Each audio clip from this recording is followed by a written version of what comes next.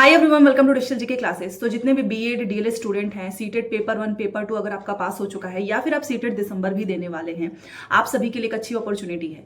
अब मान लीजिए जिसका सीटेट पास है वो तो अपनी तैयारी में लगा ही हुआ होगा कि उसको टीआरई 4 देना है, टीआरई 5 देना है। और जब से ऑफिशियली जो घोषणा हुई है कि 5 लाख जो है भर्ती होने वाली है बिहार में।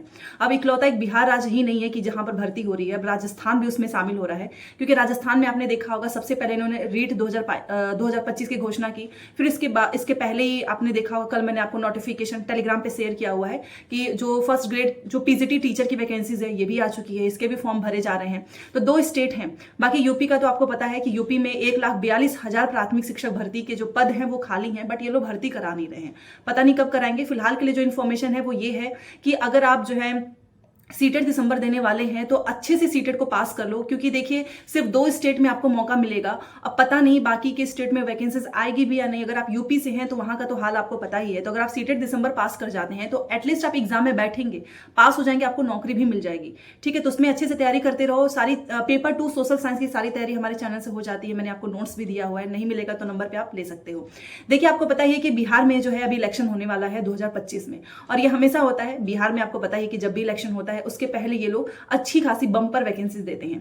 और मे बी ये वैकेंसीज आपकी लास्ट भी हो सकती है, क्योंकि इतने बड़े पदों पर वैकेंसीज इलेक्शन के बाद, आपको भी पता है ना, एक बार इलेक्शन खत्म फिर उतने सारे पद आपको देखने को नहीं मिलेंगे। और ये लोग बैक टू बैक परीक्षाएं कराई रहे हैं। 1 हो गया, 2, 3, 4 एंड 5। तो इन्होंने घोषणा किया है कि हम 5 लाख जो भर्ती करेंगे उसमें सबसे ज्यादा जो पद होंगे वो शिक्षकों के होंगे, मतलब शिक्षक भर्ती ज्यादा होंगे।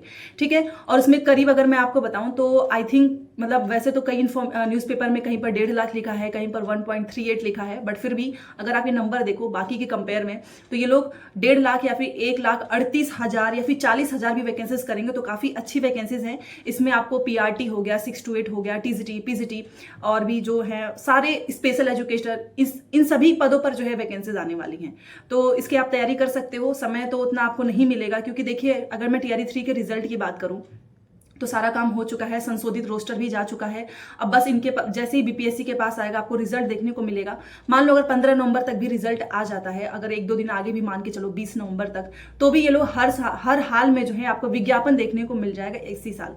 हाँ, ये जरूर हो सकता है कि टीआरई 4 का एग्जाम 2025 में हो जाए, क्योंकि 1-1.5 महीने में फॉर्म भी भरा लेना, एग्जाम भी करा लेना ये पॉसिबल नहीं है। और इसी वजह से सीटेट वाले भी शामिल हो पाएंगे। ठीक है, तो अगर आप सच में शिक्षक बनना चाहते हैं और यूपी के स्टूडेंट हैं या फिर कहीं और के भी स्टूडेंट हैं, अगर आप तैयारी कर रहे हैं तो तैयारी करते रहें।